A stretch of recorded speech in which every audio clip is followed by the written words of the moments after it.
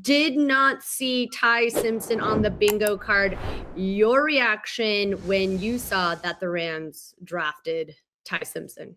Yeah, I was a little surprised, but kind of what I was saying earlier in our previous podcast, like this pick was really, it was really a luxury pick.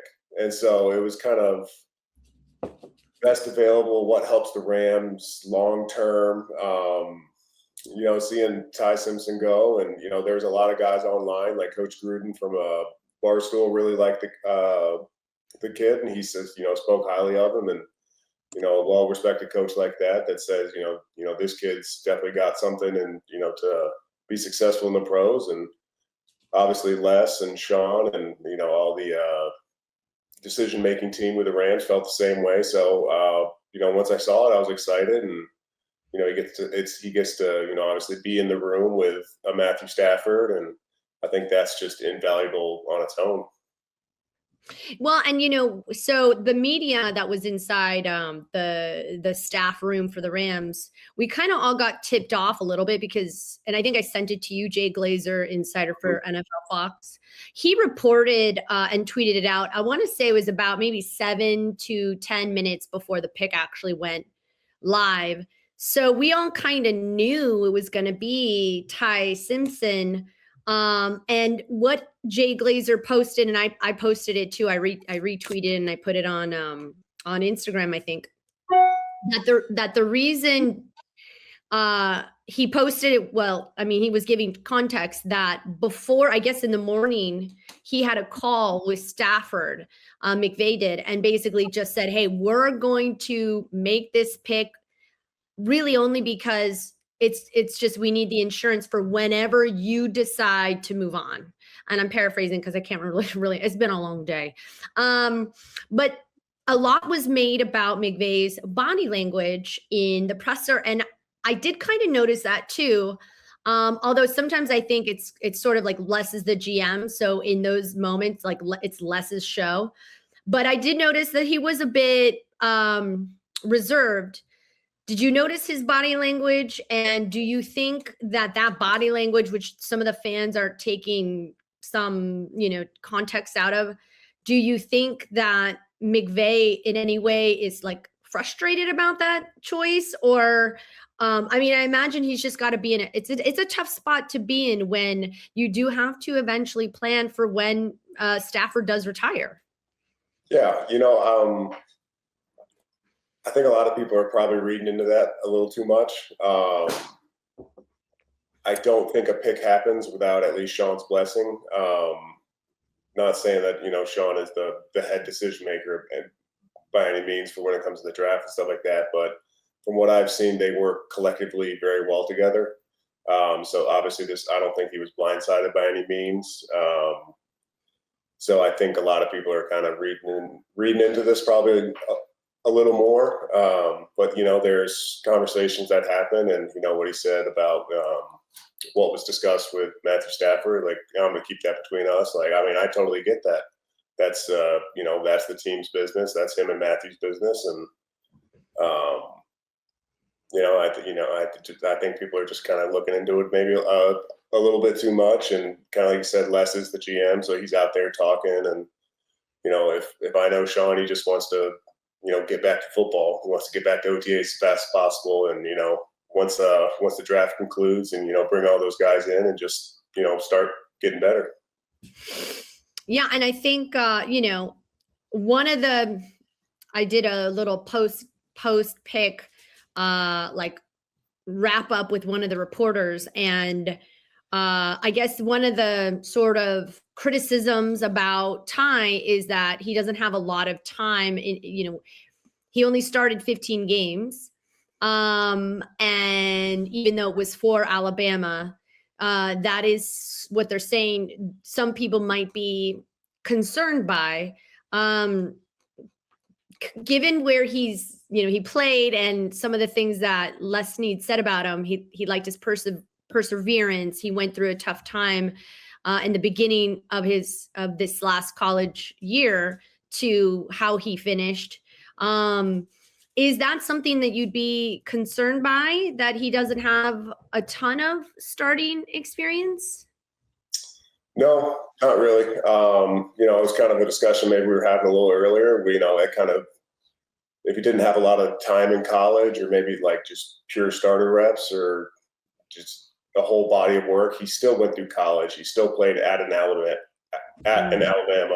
with an excellent college program. Practices were hard, conditioning was hard, and I mean, honestly, for him to, stick it out through what he had to go with, honestly says a lot about him as a person. And so, whenever it does happen, I'm really looking forward to meeting him and just kind of, saying hi and, seeing what the kid's about. Yeah. Take us through what would be the next steps for a guy like Ty. We had a chance to Zoom interview him and get a sense of, how the call went. He said he got a call and it was from a California number. So he was so excited because he knew what that kind of meant, obviously. But what would be next steps for getting him sort of, up to speed? Obviously, he's going to sit behind a guy like Stafford. What an advantage. And you get to have guys like Devontae and Puka as your weapons, potentially in the future, or just guys to learn from in the locker room. Next steps for Ty look like what?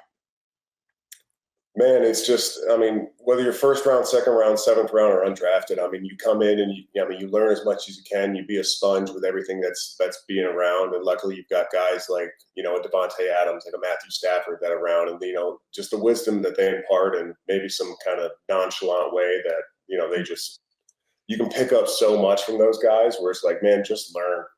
It really doesn't matter where you went. Learn. It's nothing set in stone right now. Like, the roster's not completed by any means. Like, you still have to go through OTAs. You still have to go through training camp.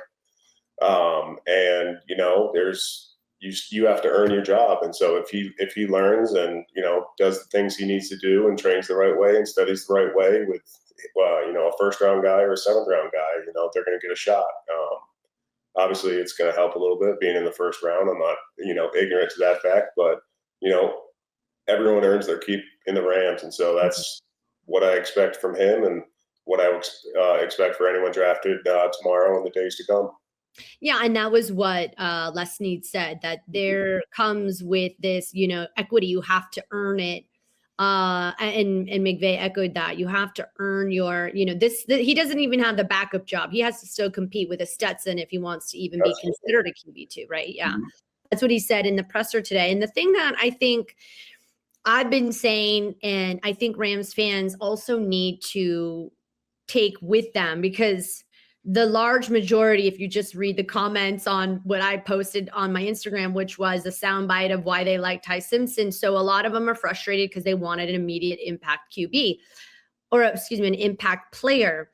But this might be, for the foreseeable future, in a very long time, the highest pick that the Rams will have at 13. Hopefully, right? Like, hopefully they don't have as early of a pick. That means that, they're not playing so well if they have an early pick. So to get a guy that is a high caliber, talented, smart, high character, quarterback, that really kind of actually makes a lot of sense to me. I mean, yes, people wanted Mekhi Lemon or an offensive weapon or an immediate impact player. But I think when it comes to needing the right guy to learn and sit behind Stafford for a year, 2 years, however long Stafford wants to stay, spending that high pick on a QB, the most kind of important part of your franchise for when Stafford leaves, it did seem to me that was kind of like a natural play there. Yeah, absolutely. It's almost kind of, the rich get richer, like I said, it was a luxury to kind of have that pick and kind of go in any direction you wanted to go in. And so when they made that pick, it was just, I think it's just going to be good for the Rams. I really do. And exactly what you said. I think the more you kind of sit down and really think about it, Having a guy and bring him into the system, because there's so many quarterbacks that come in nowadays and they're thrown into the situation right away, and then maybe it doesn't go so good, and then people start losing confidence in year two, and now we're talking about trades, cutting, moving on, drafting another quarterback high up in the draft. And so, I think what the Rams did was, honestly, just very smart for the organization. And, there's football is such a volatile game. Like, you don't know if it's going to be an impact starter right away. Things may happen, Well, and that was what McVay, I think it was McVay said, or was it Snead? I can't remember, but it was like, you could draft an immediate impact player and the guy gets injured, and now you don't have anything is possible. Like you said, It's a volatile draft. It's a volatile game. Anything, any given Sunday, as they like to say. So when you wrap your head around, now we've got, I want to say, let me take a look. The Rams have pick number 61 in round 2. So they have a total of 7. Then they have round 393. Then they don't have a 4 or a 5. Is there, what would you like to see for the remainder of the draft? I know you've said before, there's not a ton of holes on the roster. But is this next, couple of rounds where you see them going for a wide receiver or an offensive lineman? Yeah, I think there's going to be a couple guys sprinkled in there. Whether they, trade future picks to, kind of fill out those kind of middle rounds where honestly they found a lot of success throughout the years. You could see something like that. Who knows what to expect with Les and Sean, but I know they have the best interest of the Rams in heart, and so whatever happens, I expect it's going to be the same thing they got with the Ty Simpson, high character guys who want to come in, work, and hopefully earn their spot and continue to go. But it's probably going to be same thing, more best available. Who's left? What guys are they really high on? Because I really don't truly think that there's a real hole in this roster right now. So, you got the luxury through this whole draft and trade up, trade down, trade future picks. They're kind of, they can kind of do what they want. Yeah. Yeah. They again, as we've said before with free agency, they do have the luxury because they feel like when they enter the draft, their strategy is pencil in an already starting roster with guys that are trusted. So if you guys think about it, the Rams are doing what the Rams always do.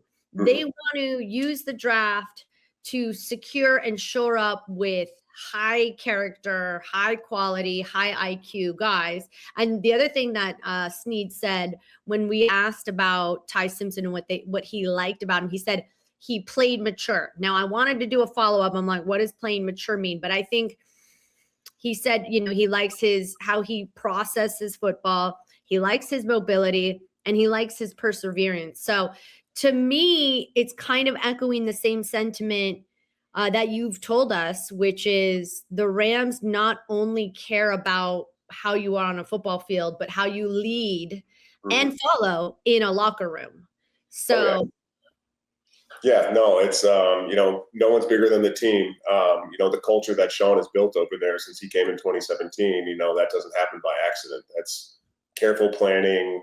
That's careful planning of a roster, guys that fit it, guys that don't. And if you bring, and I've said this before, but if you bring a guy in who doesn't fit the culture or fit what everyone else on the team is trying to do, like they stand out, like very, very blatantly. And it's almost one of those things like, all right, we're just almost waiting and kind of biding time until that's corrected. There hasn't been many of them. Like I said, they've done a great job of bringing guys in, but it's the one thing. The team is. There's nothing bigger than the team. And so I truly believe that. That's been my experience with 9 years with Sean. And so I don't expect any different going forward. How do you picture Stafford, this was another question asked in the presser. How do you picture Stafford mentoring Ty? Is that I mean, you've been in several different iterations of a Rams locker room. How is Stafford, whether it's a quarterback or any young guy, how is he as a mentor? Yeah, Staff's an unbelievable guy. He's an awesome competitor, great guy. But I think the question should be more which I think they have the answer that they want, is how is Ty Simpson as a sponge, as a follower? How much can he learn from kind of reading between the lines? Because you're going to learn a lot, even if Matthew Stafford doesn't actually physically say a word to you, which isn't going to happen. He's obviously going to, he's going to help out anyone that is in need of help or ask a question. But it's just watching him and learning from what he does, his process. You're going to learn so much. I mean, you'd almost have to not try to learn something from a guy like Matthew Stafford. And so it's not Matthew's job to teach anyone. He's not a coach. He's there to play, what he's shown in the past, which is MVP level football, and win as many games as possible. And if there's one thing I know about a Matthew Stafford, is that sucker is competitive and he wants to win as many games as possible. It doesn't matter how he's feeling or how we get the job done. But